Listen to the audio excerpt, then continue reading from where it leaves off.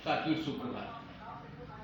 मित्रों, आज मैं एक नए एपिसोड के साथ पुनः आप लोगों के सामने उपस्थित हुआ हूँ। इसमें जो गलती हूँ उनको आप माफ कीजिएगा। साथियों, हमारी सुप्रभात संपादकीय निर्गुण भजन व हमारे अन्य विचारों को देखने व सुनने के लिए हमारा YouTube चैनल जरूर देखें, सुनें और पसंद आने पर लाइक, सब्सक्राइब एवं हमारे नए ताजे वीडियो के नोटिफिकेशन के लिए आप बेल आइकन जरूर दबाएं। हमें उम्मीद है कि आपको हमारे संपादकीय पसंद आएंगे। साथियों, आज हम आपसे धन, अपार धन और दान, इन दोनों के महत्व पर बात करना चाहते हैं और एक ऐसे व्यक्ति का अनुभव आपके सामने हम उदाहरण के रूप में देना चाहते हैं जो कि एक जमाने में दुनिया का सबसे बड़ा आदमी हुआ करता था। साथियों, आजकल दुनिया में धन कमाने की होड़ लगी हुई है और लोग अपनी जायज नाजायज कमाई का सदुपयोग करने की जगह उसका दुरुपयोग कर रहे हैं। हमारे यहाँ पर एक व्यवस्था है, हिंदुओं में भी मुसलमानों में भी है कि लोगों को कमाई का 10वां हिस्सा, हिंदुओं में उसे दशांश कहते हैं, मुसलमानों में उसे ज़कात कहते हैं, ये निकालने की व्यवस्था है साथियों। और जो व्यक्ति इस दशांश को निकाल करके जो है अपने धन का उपयोग करता है, उसका धन उसके जीवन में जो है वो अच्छा काम आता है। साथियों, लोग भूल रहे हैं कि धन से ही सब कुछ हो सकता है। धन से ईश्वर की प्राप्ति तो नहीं हो सकती है। धन से आप सब कुछ खरीद सकते हैं, लेकिन ईश्वर की कृपा आपको उससे नहीं मिलने वाली है। और ईश्वर की कृपा के लिए दान, पुण्य, सत्कर्म करने की आवश्यकता होती है। ईश्वर की कृपा अनहोनी को होनी में बदल देती है। उदाहरण के लिए हम आज दुनिया के सबसे बड़े अमीर रह चुके जॉन डी रॉकफेलर का उल्लेख करना चाहते हैं। साथियों, जो अपने जमाने में इस दुनिया के पहले अरबपति हुए थे, वो 25 साल की उम्र में ही अमेरिका की सबसे बड़ी तेल रिफाइनरी कंपनियों में से जो है एक के मालिक बने और 31 साल की उम्र में वो दुनिया के सबसे बड़े तेल रिफाइनर बन गए।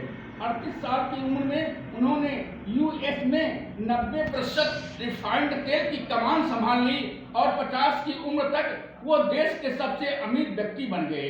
जब उनकी मृत्यु हुई तो दुनिया के वो सबसे अमीर व्यक्ति थे साथियों, लेकिन जब उनकी उम्र वो 53 साल की हुई तो अचानक वो बीमार हो गए और उनके शरीर में बहुत दर्द होने लगा।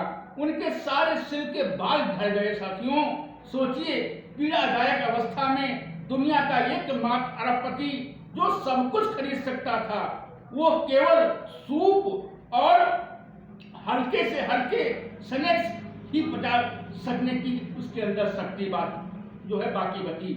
उसके एक सहयोगी ने तो लिखा कि वो ना सो सकते हैं, ना वो कुछ खा सकते हैं और ना वो मुस्कुरा सकते हैं। और उस समय उनके जीवन में उसके लिए कुछ भी मायने नहीं रखता था। इतना ही नहीं साथियों, बल्कि उनके जो इलाज करने वाले डॉक्टर थे, उन्होंने भविष्यवाणी कर दी कि वो केवल 1 साल ही जिंदा रहेंगे, उसके बाद उनकी मृत्यु हो सकती है। साथियों, अरे बाप, जब इस बात का एहसास उस अरबपति व्यक्ति को हुआ तो वो बहुत परेशान होकर के सोचने लगा कि उसने जिंदगी भर अपने सब जो है अपना से सारा कुछ समय और जो है वो दिमाग सब कुछ जो है धन कमाने में लगा लिया।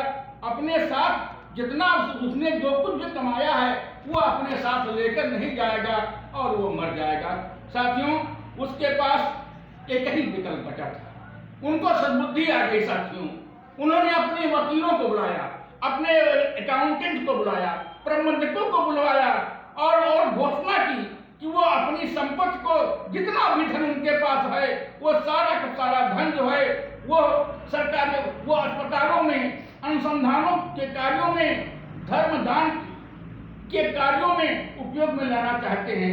साथियों, उन्होंने तुरंत एक फाउंडेशन की स्थापना कर दी और उनके फाउंडेशन के अंतर्गत ही आपको हम बता दें कि पेनिसिलिन इंजेक्शन की खोज हुई थी, मलेरिया की दवा की खोज हुई थी, तपेदिक टीबी और डिप्थीरिया का इलाज जो है वो इजाद हुआ था। साथियों, उनकी कहानी सबसे आश्चर्यजनक हिस्सा यह था कि जिस क्षण उन्होंने अपनी कमाई का हिस्सा धर्मार्थ में दान देना शुरू कर दिया, उनके शरीर की हालत में आश्चर्यजनक रूप से बदलाव होने लगा। साथियों, और एक समय ऐसा आया जबकि वो जिनके बारे में लोग कह रहे थे 53 साल की उम्र है और वो जी नहीं पाएंगे, देखिए भगवान क्या करता है, उनका बचेंगे नहीं। वही व्यक्ति दान देने के साथ ही जो है वो इतना अच्छा हो गया, इतना बेहतर हो गया कि वही आदमी 98 साल की उम्र में जो है वो जाकर के उसकी मृत्यु हुई। साथियों, और आपको बता दें कि उन्होंने अपने जीवन का पहला दान एक ऐसे व्यक्ति को दिया था जिसको दुनिया जानती है। साथियों, और उन्होंने अपना पहला दान स्वामी विवेकानंद जी के साथ बैठक करने के बाद उनको बुद्धि आई। साथियों, और उन्होंने पहला दान उन्होंने दिया और वह एक जो है परोपकारी व्यक्ति बन गए।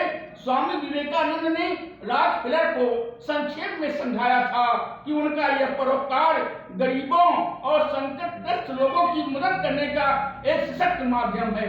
साथियों, उन्होंने अपनी डायरी में लिखा था कि मुझे जीवन ने काम करना सिखाया है।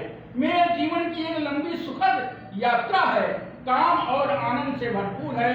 साथियों, इस तरह से एक व्यक्ति जिसको की धन सब कुछ भरा हुआ था, उसके बावजूद भी उसका जीवन संकट में पड़ गया, लेकिन जब उसको बुद्धि आई तो उन्होंने अपने सारे धन को एक नेक काम में लगाने का जो है वो निश्चय किया और उस दान की परंपरा की शुरुआत करते ही वह अरबपति व्यक्ति जो कि मौत के सन्निकट खड़ा हुआ था, जिंदगी और मौत से गुजर रहा था, साथियों, वो पूर्ण रूप से स्वस्थ हो गया और 53 साल की कौन कहे वो 98 साल तक जीवित रहा।